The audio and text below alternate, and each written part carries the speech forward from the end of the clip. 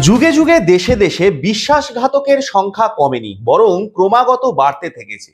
এমনকি আমাদের দেশেও সেই মির্জাফরের আমল থেকে শোনা যায় নানান বিশ্বাসঘাতকতার কথা।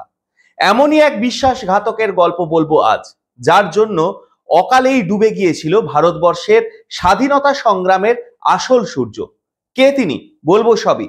আপনারা দেখতে থাকুন এই বিশেষ প্রতিবেদন। আপনাদের সঙ্গে আমি দীপেন্দু, দ্য নিউজ বাংলায় আপনাদের স্বাগত জানাই। গত শতাব্দীর 30-এর দশক, দিকে দিকে একটাই ধ্বনি, দেশ স্বাধীন করো। কেউ শান্তির পথে চলেছেন তো কেউ বেছে নিয়েছেন বিপ্লবের পথ। ইংরেজ সাহেবদের মনে ভয় না ঢোকালে ওরা কিছুতেই এই তল্লাট ছাড়বে না। গোটা ভারত তো বটেই, বাংলার বুকেও বিপ্লবের জয় জয়কার। এমন সময় বাংলার একটা দৈনিকে একটা খবরের দিকে সবার চোখ চলে গেল। ঠিক খবর নয়, ব্রিটিশ সরকারের পক্ষ থেকে একটা ঘোষণা, যার শিরোনাম ছিল সূর্য সেনকে ধরিয়া দিতে পারিলে 10,000 টাকার পুরস্কার। বাকি অংশটা এরকম: 1930 সালের এপ্রিল মাসে চট্টগ্রাম অস্ত্রাগার লুণ্ঠন কার্যে বিপ্লবী দলের নেতা সূর্য সেনকে যে ধরিয়া দিতে পারিবে বা এমন সংবাদ দিতে পারিবে যাহাতে সে ধরা পড়ে, তাহাকে 10,000 টাকা পুরস্কার দেওয়া হইবে বলিয়া ঘোষণা করা হইয়াছে। 1932 সালে প্রকাশিত এই বিজ্ঞপ্তিতে সাড়া পড়ে গেল সর্বত্র। শুধু কলকাতা বা অন্যত্র নয়, এর ছোঁয়া এসে লাগলো চট্টগ্রামেও। আপনারা নিজেরাই দেখে নিন সেই প্রতিবেদন। ভারতের বিপ্লবী দলের সর্বাধিনায়ক ছিলেন চট্টগ্রামের মাস্টারদা, নাম সূর্য সেন। একজন অঙ্কের মাস্টার মশাই তিনি। ছোট থেকেই তিনি ছিলেন তেজস্বী। সেই তেজ বারবার বিপদে ফেলেছে ইংরেজদের। চট্টগ্রাম অস্ত্রাগার লুণ্ঠনের পর এক এক করে ছিটকে গেছেন সবাই। কেউ ধরা পড়েছেন, কেউ বা গুলিতে বা সায়ানাইডের বিষে মৃত্যুকে গ্রহণ করেছেন, কেউ বা একই রকম ভাবে আত্মগোপন করে আছেন। সূর্য সেনকে খোঁজার জন্য তখন সমস্ত জায়গায় ঘুরছে ব্রিটিশ পুলিশ। প্রতিটা বাড়ি, জঙ্গল, পাহাড় সবকিছু তোলপাড় করে ফেলা হচ্ছে, কিন্তু কোথায় তিনি? মাস্টারদা তখন এক গ্রাম থেকে অন্য গ্রামে পালিয়ে বেড়াচ্ছেন। পুলিশের চোখে ধুলো দিয়ে যাচ্ছেন প্রতিবার। কেউ পুলিশের সঙ্গে কোনো রকম সহযোগিতা করছে না, করবেই বা কেন? মাস্টারদাকে প্রাণ দিয়ে রক্ষা করবেন সবাই। তখন 1933 সাল। বিপ্লবী দলের কর্মী ব্রজেন সেন সূর্য সেনকে নিয়ে এলেন নিজের গৈরালা গ্রামে। ওই গাঁয়েরই বিশ্বাস বাড়ির বউ ক্ষীরোদপ্রভা বিশ্বাসের কাছে আশ্রয় নিয়েছেন তিনি। এতটুকুও ভয় পেলেন না ওই মহিলা। প্রাণ থাকতে মাস্টারদাকে ধরা পড়তে দেবেন না। সেই অনুযায়ী ব্রজেন সেনের সঙ্গে চলতো শলা পরামর্শ। এই পুরো ব্যাপারটাই সন্দেহজনক লাগলো নেত্র সেনের। সম্পর্কে ব্রজেনের দাদা প্রতিবেশী ওই নেত্র সেন কিছুতেই বুঝে উঠতে পারছিলেন না কি এমন বিষয় নিয়ে আলোচনা চলছে ভাই আর তার স্ত্রীর মধ্যে। মাঝে মধ্যে খাবার নিয়েও কোথাও একটা যেন যায়। কার জন্য এমন আয়োজন? তককে তককে ছিলেন নেত্র সেন। একদিন স্ত্রীর মুখ থেকেই বেরিয়ে এলো গোপন কথা, স্বয়ং মাস্টারদা রয়েছেন যে তার আশ্রয়ে। চোখ চকচক করে উঠল নেত্র সেনের।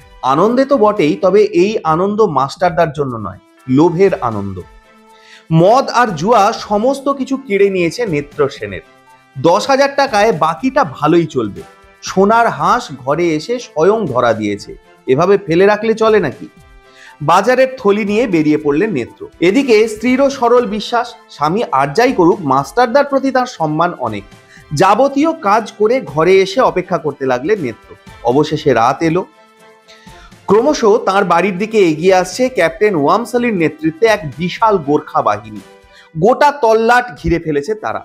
কথা মতো নেত্র সেন সিগন্যাল দিচ্ছে। আচমকা সেই দৃশ্য নজরে এলো ব্রজেনের। দাদা, এ কি করছেন? মুহূর্তে পরিষ্কার হয়ে গেল সবটা। রাগ ফেটে পড়ছে চোখ মুখ দিয়ে। বিশ্বাসঘাতক, কিন্তু এখন আগে মাস্টারদাকে বাঁচাতে হবে। তৈরি থাকতে হবে বন্দুক নিয়ে। শুরু হলো গুলিবর্ষণ। মাস্টারদা চেষ্টা করে যান যদি পালানো যায়, কিন্তু শেষ রক্ষা আর হলো না। নেত্র সেনের বিশ্বাসঘাতকতায় ব্রিটিশ পুলিশের হাতে ধরা পড়লেন মাস্টারদা সূর্য সেন। জেলের ভেতর 1934 সালের জানুয়ারিতে ফাঁসি হওয়ার আগে পর্যন্ত অকথ্য শারীরিক ও মানসিক অত্যাচার করা হয়। সূর্য সেনের সমস্ত নখ উপড়ে ফেলা হয়, দাঁত ভেঙে ফেলা হয়।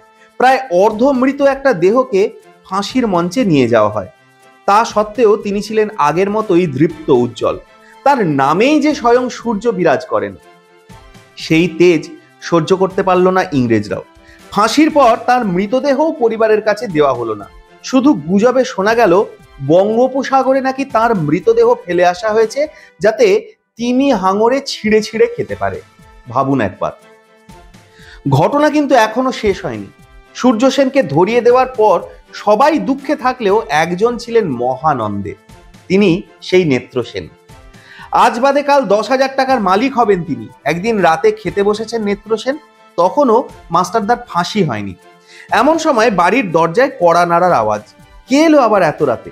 টাকার আনন্দে উৎফুল্ল নেত্র সেনের হঠাৎই যেন সমস্তটা অন্ধকার হয়ে গেল।